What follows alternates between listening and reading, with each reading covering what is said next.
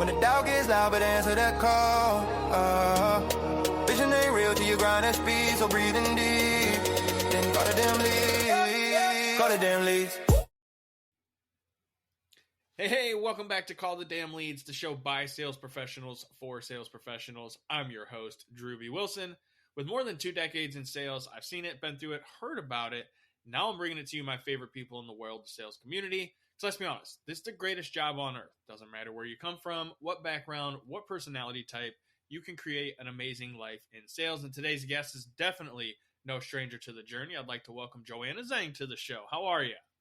Good, thank you. Thank you so much for spending this time with me. I'm so grateful. Thank you.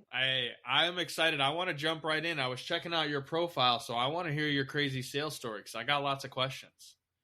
All right. Yeah. So do you want me to give you something heads up, or what would you like me to? Just whatever story you've got for us that you think is going to help the sales, listeners understand, that you're a part of the community and you've been with it a long time. Oh, right, cool. My crazy story is I'm not afraid of sales, to be starting with. I didn't think that was in the sales field, but until I really realized everything around us is around the sales. But my biggest turnaround point can be my intention was really different before and after my soul awakening.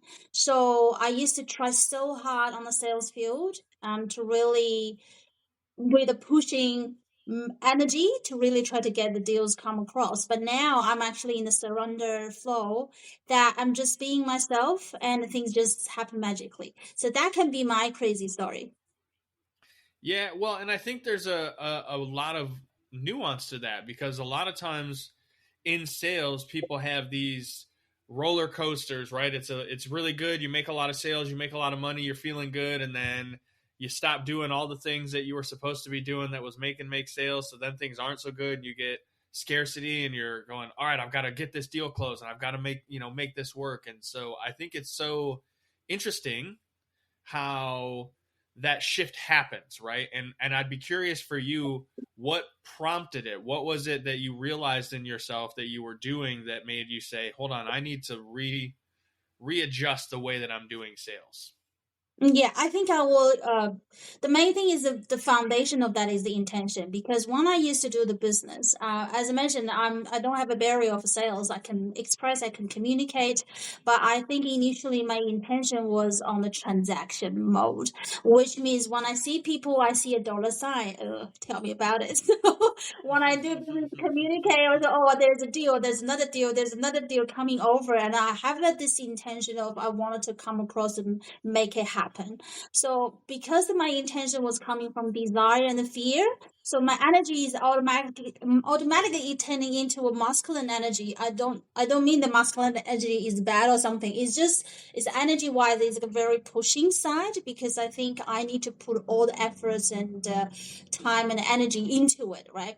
Then I realized I try so hard, but things just doesn't come around the way I really wish for. To be honest with you, my team was really working very hard. I asked them to give me at least 5 meetings, quality meetings each week, right? Pushing hard to generate those leads and put into the funnels, and I can, talk to them and convert them. But for quite a long time, it didn't happen. After I had a soul awakening, I realized there's something in my energy field. There's a blockage.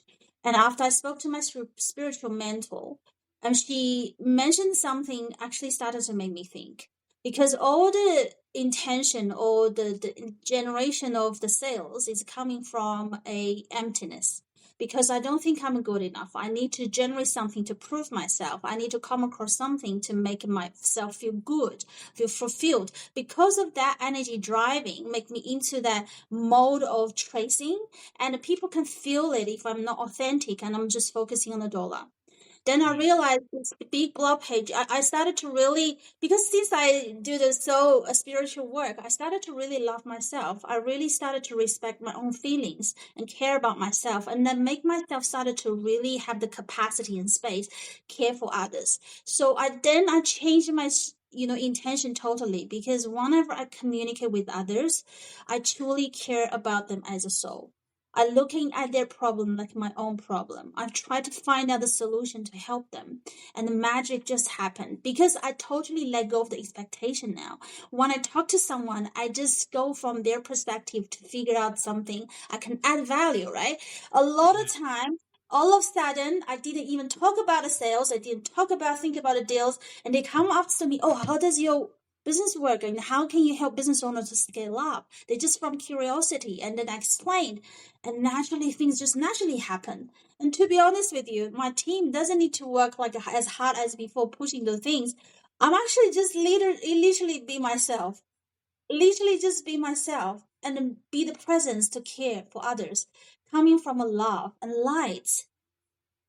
Things just naturally unfold, naturally Well, and unfold. I love that. Thank you for sharing that and being vulnerable enough to share, because I think there is a mindset there that you have to step into and go through, and everyone's is a little bit different. But once you've made that shift, it's awesome because not only can you sell to your prospects, but you can start leading a team and you can delegate certain parts of that process because now you have a way to explain it and you have a way to make them, really be able to take on that same sort of energy. And so I know you kind of scaled up and you've got a situation now where you're running the operations genius. Tell me more about that. Yeah, sure.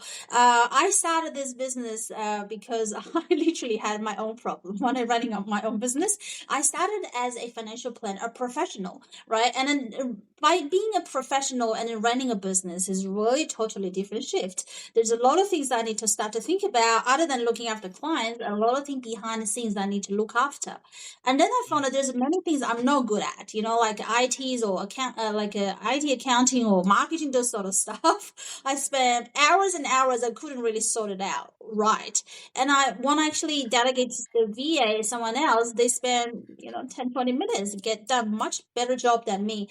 Then I decided I really need to delegate out because otherwise my energy is just constantly get draining and I can't focus on the genius in my sense. So but don't get me wrong, I had a lot of challenges and hurdles working with it. All different kind of VAs, communication, turnaround, the quality issues, or reliability issues, all those sort of things. But I was quite dedicated to make it happen. So fortunately, I finally formed a star team. Everyone is specialized in their specialties, right? Because we call it operations genius. We want everyone to focus on the genius. So, and I can customize the teams to suitable for my business to scale up to start with within my budget. Then I thought, why don't I share that with other like business owners? Everyone would need this kind of help. And I imagine that most of the business owners, to be honest, I think we all start a business with some kind of sense or maybe our uniqueness to start with. And the majority of the client, I'm not sure about you, the most majority of us enjoying collaborating with others to really add values to provide solutions. Those are the genius zone part we really focus love to do, which is the sales, right? But because the other areas constantly dragging us down, we can't really focus on that part of the work, which is activating our heart to giving out, also as part of the generating the business high value task. So I started to share this resource with others. Basically, yeah, so business owner can really truly delegate the other side of the business and focus on the essence part of the business to drive the growth forward. Yeah, it's one of those things that you start as a solopreneur and then you kind of you're like, okay, I'm doing everything, wearing every hat. It's too many layers. I'm getting hot and overwhelmed. I can't do this. And so you do at some point have to start delegating. And a lot of that Yeah. comes back to, what is your time worth? Where are you spending it? And who else could be the genius that could take that off of your plate? I think a lot of times it's that not wanting to give up control, or that, nobody's going to understand how to do it the way that I do it. And so how do you kind of help that individual learn to step through that fear, right? Kind of have that soul awakening of their own to say, hey, I am going to let go of this and delegate it to someone who can be the expert. Because I would imagine that was something you had to go through in your own business. Oh yeah. I think for me it was kind of easier because I'm not DIY style. There are a lot of people, they're really sufficient by themselves, in saying that they feel like they're the best to do the job. And by handling to the other people, first of all, the first fear is like, oh, it's taking time for me to train another person. And then probably they can't really do as good as me. Or someone really started to delegate, they had a bad experience, they pull back again and say, oh, it's too much hassle. Like there's certain barriers on this journey we got to go through, but most of the people started to really go on the delegation phase is after the first two steps they come to a stage of I have to delegate, I can't handle anymore.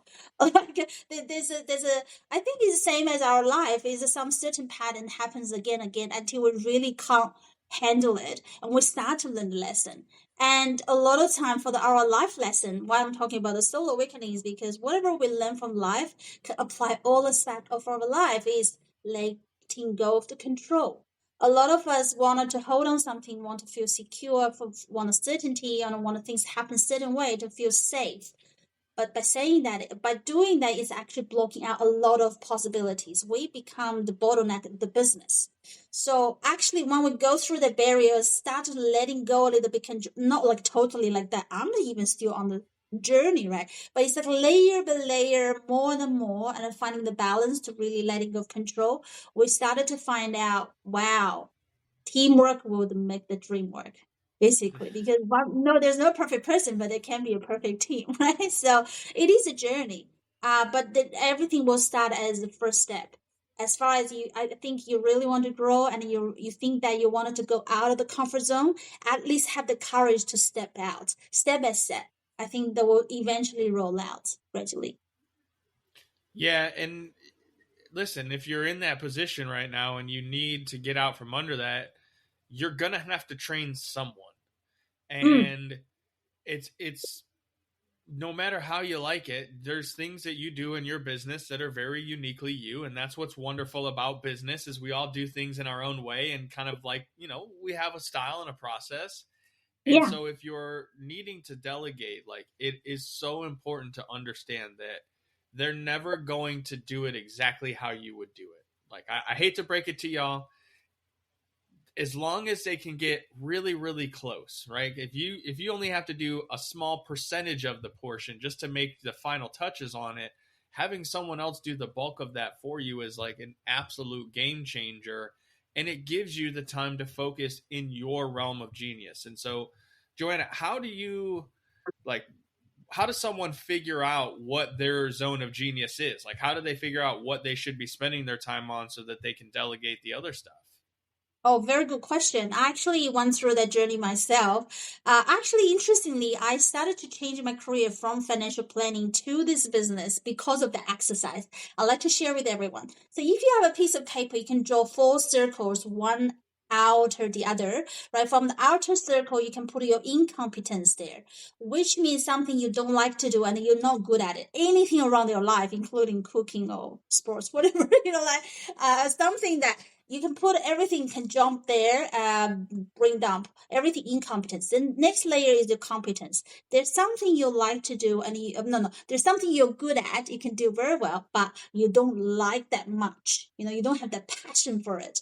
And then you can put everything there. The third layer is excellence. Is there something that you're really good at and you really like it, can light you up.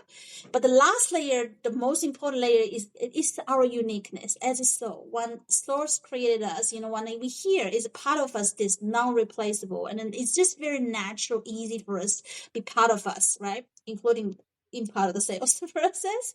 Mm-hmm. Everyone is uniquely different. So my process was actually looking at the incompetence straight away. If you figure your incompetence, that's the very first layer for us to really delegate out. And gradually, ideally, we gradually go into the genius, layer by layer. Why I'm mentioning about it is because when I did the exercise, my financial planning was actually lying in the competence zone, which means I can do it, I can do well, but I don't love that dearly. Then I start to think, oh, would that be the career I wanted to do the rest of my life? apparently no, right? There's something missing there. My heart is not singing. So that's why I actually rebranded and re-navigate and find a way it really lights me up. Like not the current business, because my genius zone is about finding the solution, solve the problem, really leading the team and caring about the team and the members, help them to grow. And that was my submission, so power as well. So there you go. It's actually taking the journey for us to find out who we are as a uniqueness, and then layer by layer gradually delegate out. I think that was very well put. And I appreciate you sharing that because there's so many different ways people can look at this process, but it's good to have a process, right? It's like, okay, here's the stuff that I just do not want to do. I'm not interested in, right? It could be laundry. It could be filling Yeah, out Excel spreadsheets. It could be anything. Just exactly. put it on the list. And Yes, then where I think it gets tricky is there's stuff that people like to do and they do, but it's not the best use of their time. And that's those are so the true. things that are difficult to kind of let go of. So, what do you see those most often being the things that people kind of like to do and they're still doing, even though they probably shouldn't? Okay, I think in that sense there will be a priority act. Like that's part of my role as well. When I actually work with someone to really go into layer by layer, help them to prioritize, and then Mm, even from that prioritized list, we can find a way, even for the certain part of the part, for the repetitive or someone can really use stuff.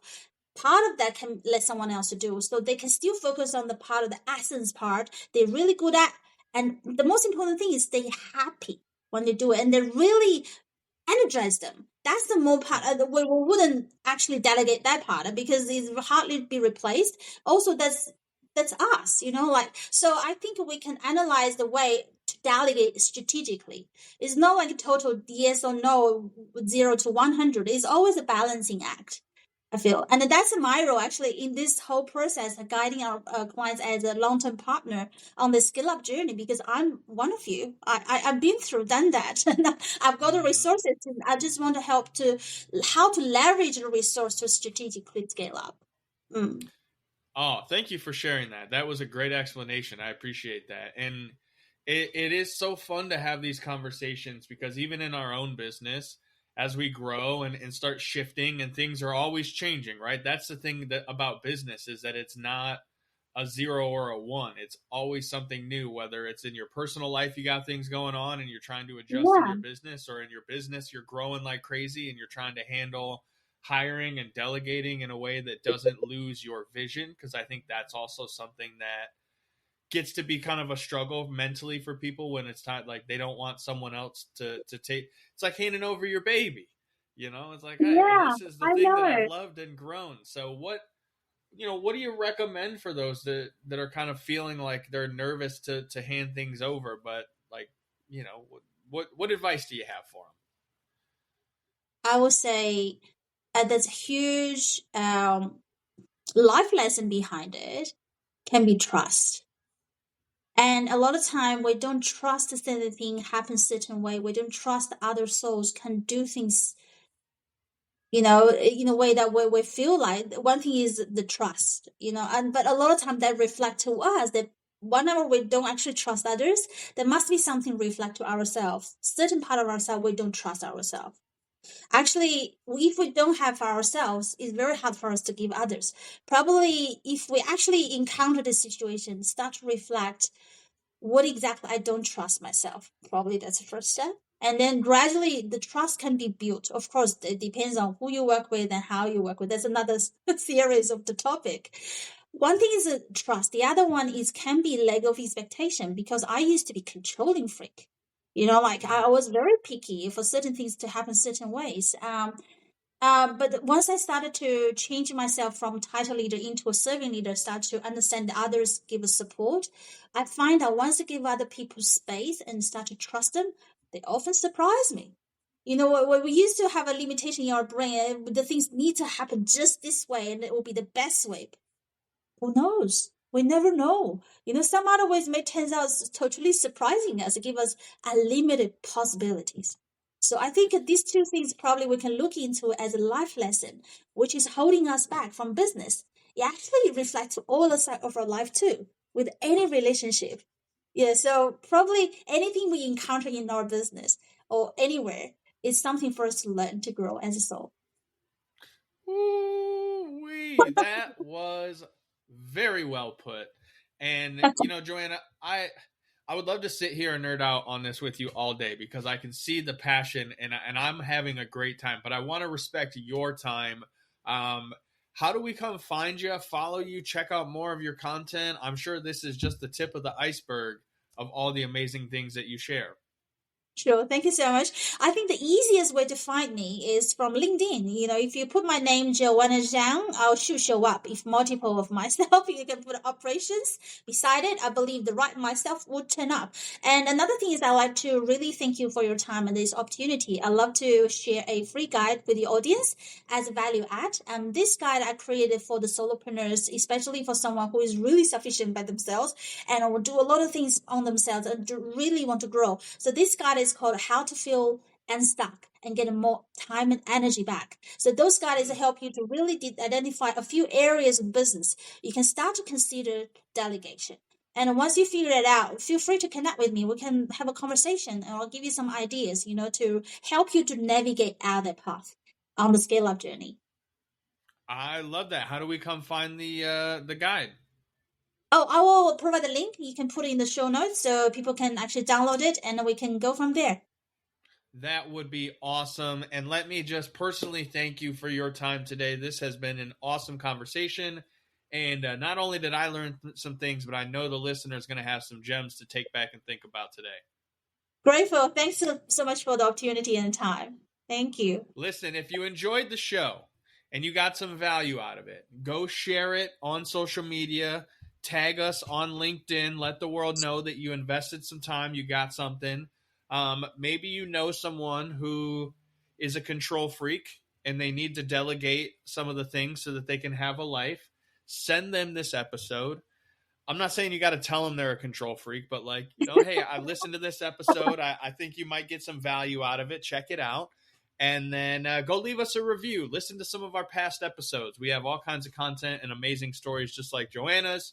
And if you have a story of your own and you'd want to be a guest, head to callthedamnleads.com/podcast. Send us your details. We'll get you on the calendar. We'd love to hear your story.